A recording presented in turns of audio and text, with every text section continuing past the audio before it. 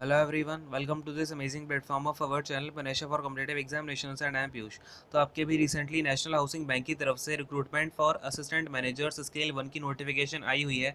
तो हम इस वीडियो में सारी की सारी डिटेल्स को देख रहे होंगे कि आपका यहाँ पर क्या क्या एमोलमेंट्स होने वाले हैं, कब से आपकी एप्लीकेशन स्टार्ट होगी, क्या आपका एग्जामिनेशन की डेट होने वाली है और क्या आपका मेंस का एग्जामिनेशन होगा, कैसे आपका इंटरव्यू होगा, क्या आपका यहाँ पर सिलेबस होने वाला है, क्या आपकी डेट ऑफ रिकॉर्डिंग होगी और इसके अलावा सिलेबस भी देखेंगे और आपका इंटरव्यू प्रोसेस कैसे होने वाला है, आपके क्या कितने मार्क्स से कौन से क्वेश्चंस आएंगे सिलेबस में, हम ये सारी की सारी चीज़ें भी डिस्कस कर रहे होंगे। एलिजिबिलिटी क्या है और आपका डेट ऑफ रिकॉर्डिंग क्या होगी और आपके क्या क्या क्राइटेरियाज अलग अलग हैं। तो सारे के सारे इंपॉर्टेंट पॉइंट्स मैं आपको यहाँ पर बता दूंगा। इसके बाद भी अगर आपको कोई डाउट आता है तो वो डाउट अपना आप कमेंट सेक्शन में पूछ सकते हो, ठीक है।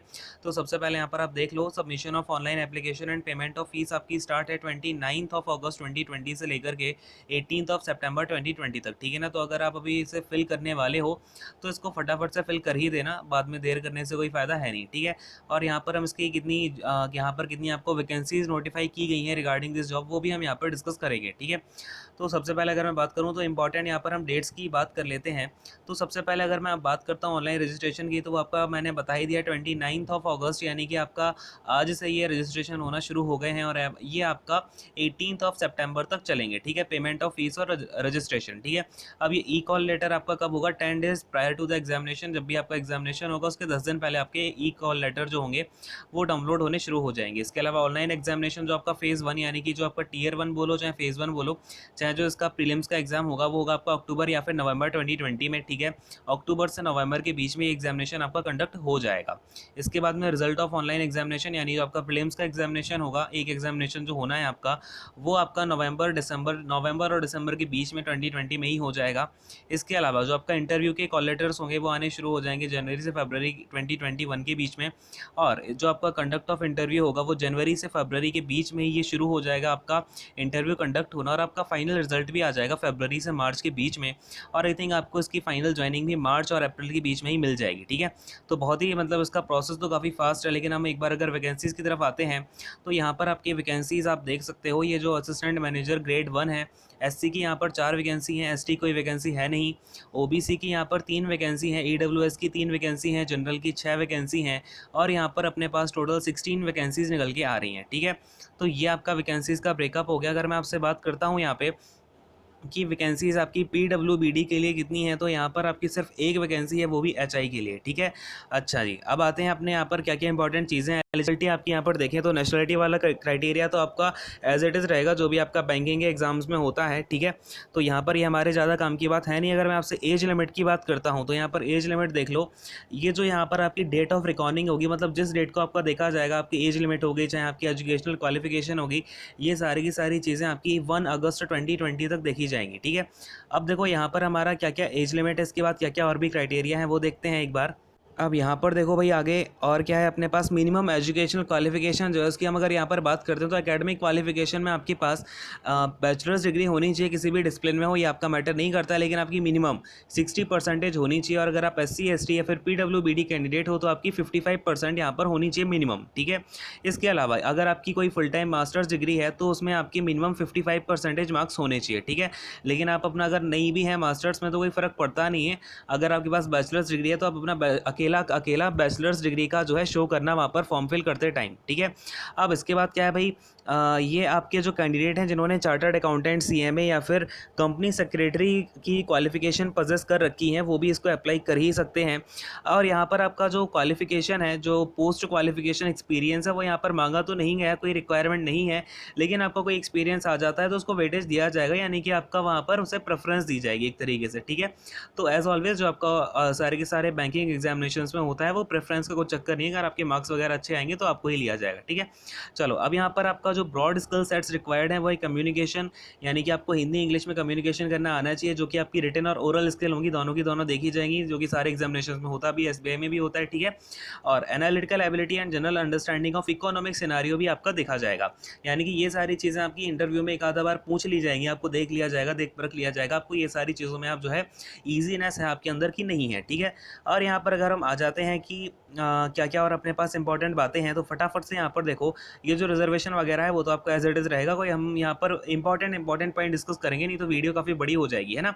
तो देखो आप सीधा सीधा सिलेबस पे आते हैं। ये जो आपकी स्कीम ऑफ एग्जामिनेशन होगी, फटाफट से देख लो कैसे कैसे आपका ये एग्जाम होने वाला है। और यहाँ पर रिटन एग्जामिनेशन भी होगा, ये आप ध्यान रखना। देखो सबसे पहले अगर मैं ऑब्जेक्टिव की बात करूँ तो यहाँ पर आपका रीजनिंग और कंप्यूटर एप्टीट्यूड आएगा, जिसमें आपके 45 क्वेश्चन होंगे और जो मार्क्स होंगे वो 60 मार्क्स के क्वेश्चन होंगे, ठीक है। और ये आप इंग्लिश और हिंदी दोनों मीडियम में दे सकते हो, जो भी आपका मीडियम है उसमें अपना जो है देख सकते हो। और time allocated for each test, यानी कि आपका ये एक एक अलग अलग सेक्शनल यहाँ पर टाइम दिया जाएगा। 60 मिनट में आपको ये 45 मिनट करने हैं रीजनिंग और कंप्यूटर एप्टीट्यूड मिला के, ठीक है। फिर जो दूसरा सेक्शन है वो है आपका जनरल अवेयरनेस का with special focus on economy and banking and computer knowledge, ठीक है। तो ये आपके 50 क्वेश्चंस आएंगे और ये 50 मार्क्स के ही रहेंगे। इंग्लिश और हिंदी दोनों लैंग्वेज में आपके क्वेश्चंस अवेलेबल होंगे और ये जो मार्क्स होंगे जो टाइम दिया जाएगा आपको 40 मिनट्स का टाइम यहाँ पर आपको एलोकेट किया जाएगा, ठीक है। अब अगर हम बात करते हैं इंग्लिश लैंग्वेज की, तो इंग्लिश लैंग्वेज का वेटेज यहाँ पर ओनली 25 क्वेश्चंस का है, जिनके मार्क्स आपके 30 हैं। और ये ऑफकोर्स इंग्लिश है तो इंग्लिश लैंग्वेज में ही आएगी। और इसके अलावा जो टाइम है वो आपका 35 मिनट यहाँ पर दिया रहा है। तो देखो टाइम तो यहाँ पर भर भर के दिया गया है। एक बार आप ये क्वांटिटेटिव एप्टीट्यूड का देख लो, यहाँ पर आपका special emphasis on data analysis and interpretation, यानी आपके डीआई के और एनालिसिस के क्वेश्चन आप काफ़ी ज़्यादा यहाँ पर एक्सपेक्ट कर सकते हो। और जहाँ तक मेरा मानना है आपके 15 से लेकर के 20 क्वेश्चन तो आराम से यहाँ पर डीआई के आपसे पूछे जाएंगे, ठीक है। मोस्टली डीआई ही रहेगा और आपका बाकी अर्थमेटिक वाला पोर्शन जो हो गया वो सारा आ जाएगा। ज़्यादा कुछ इसमें क्वांटिटेटिव एप्टीट्यूड में देखने को नहीं मिलेगा। मेन वेटेज आपको यहाँ पर पता चली गया है रीजनिंग और फिर आपका जीए का यहाँ पर मेन वेटेज रहेगा, ठीक है। अब ये देखो भाई 35 क्वेश्चंस होंगे, 60 मार्क्स के होंगे और ये, ठीक है।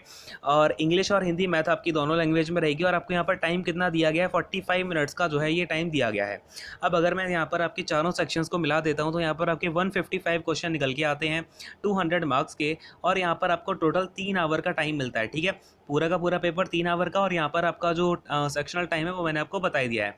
और ये पूरा का पूरा आपका ऑब्जेक्टिव होगा, ठीक है। अब देखो, अब यहाँ पर आपका जो इंग्लिश लैंग्वेज में letter writing and essay writing भी होगी। और यहाँ पर ये आपको यहाँ पर 2 दिए जाएंगे, ठीक है। एक आपको लेटर राइटिंग का क्वेश्चन दिया जाएगा और एक आपको यहाँ पर ऐसे का क्वेश्चन दिया जाएगा। और ये 25 मार्क्स का होगा। इसकी लैंग्वेज आपकी इंग्लिश में ही आपको ये लिखना होगा, ठीक है। कोई रीजनल लैंग्वेज या फिर आपकी हिंदी लैंग्वेज नहीं चलेगी, ये आपको इंग्लिश लैंग्वेज में लिखना पड़ेगा क्योंकि ये पेपर ही इंग्लिश का है, ठीक है। और इसके बाद में आपको इसके लिए 30 मिनट्स दिए जाएंगे। और ऑफकोर्स अगर ऐसे और लेटर है तो ये डिस्क्रिप्टिव तो हो गई सही, ठीक है।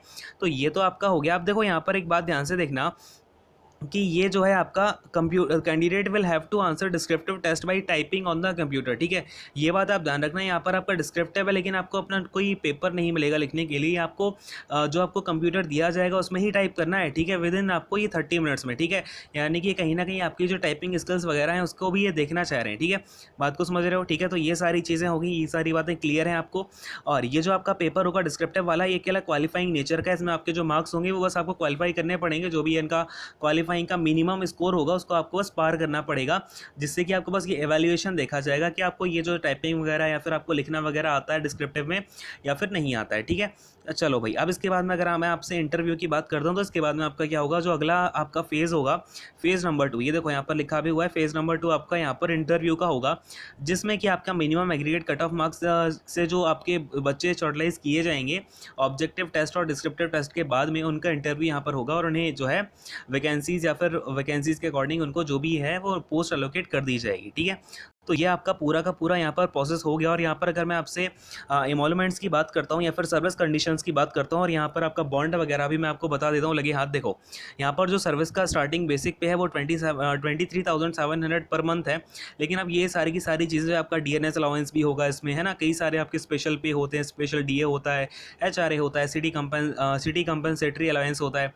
तो ये सारी की सारी चीज़ें मिला करके आपको 48,330 यानी कि लमसम आपका ये 50,000 तक पहुँच जाता है, ठीक है। और जो सिलेक्टेड कैंडिडेट हैं उनको एडिशनल इंक्रीमेंट दिया जाता है अगर वो JAIIB और CAIIB का एग्जामिनेशन क्वालिफाई कर लेते हैं। तो इसमें आपको जो स्पेशल इंक्रीमेंट्स वगैरह है वो भी दिए जाएंगे। तो देखो वैकेंसी तो बहुत बढ़िया, आपने सिलेबस वगैरह देख लिया, अगर आप इसमें ईजी पाते हो अपने आप को, और वैकेंसीज़ का ब्रेकअप भी आपने देख लिया। टू बी ऑनेस्ट मैं आपको बताता हूँ, अगर आपको लगता है ये आप फॉर्म फिल कर सकते हो, आपने सिलेबस वगैरह देख लिया, अगर आपको लगता है क्वालिफाई कर सकते हो और अपनी प्रिपरेशन भी अच्छी कर लोगे इतने टाइम में, तो ये फॉर्म आप जरूर अप्लाई करो। फॉर्म तो बहुत बढ़िया है, वैकेंसी बहुत बढ़िया है लेकिन थोड़ी कम है, ठीक है। चलो भाई, अब देखो इसके बाद में आपको मैं फॉर्म की फ़ीस कितनी है ये भी दिखा ही देता हूँ। ये देखो एप्लीकेशन फ़ीस जो है वो आपकी की है, यानी कि जो आपके अदर देन SC ST और PWBD हैं उनकी फ़ीस है यहाँ पर 850 रुपीज़। और इसके अलावा जो आपकी इंटीमेशन चार्जेस हैं वो आपके 175 हैं only for SC ST and PWBD candidates, ठीक है। तो ये सारी की सारी इंपॉर्टेंट चीज़ें यहाँ पर ख़त्म होती हैं। और हाँ, एक बात और मुझे आपको बतानी है कि इसमें आपका बॉन्ड जो होगा, बॉन्ड यहाँ पर इन्होंने कहीं दिया हुआ होगा, आई थिंक यहाँ पर नहीं दिख रहा है, मैं आपको बता देता हूँ, ठीक है। जो बॉन्ड होगा वो आपका यहाँ पर 2 lakhs का बॉन्ड होगा फॉर 2 ईयर्स, ठीक है। तो 2 लाख का आपका बॉन्ड भरा जाएगा फॉर 2 ईयर्स, और उसके बाद में आपका जो बॉन्ड है वो 2 ईयर्स में आपका निकाल लिया जाएगा, आपको दे दिया जाएगा, ठीक है। तो ये बस आपका इसलिए ताकि आप प्रोबेशनली फेज़ में रहो, ठीक है। तो ये कोई दिक्कत वाली बात है नहीं। बाकी ये सारी आपकी पूरी नोटिफिकेशन है। आई होप कि आपको समझ में आ गई होगी। अगर कोई अभी भी डाउट होता है तो वो आप अपना डाउट कमेंट सेक्शन में पूछ सकते हो। ऑलराइट, चलो बाय बाय, टेक केयर।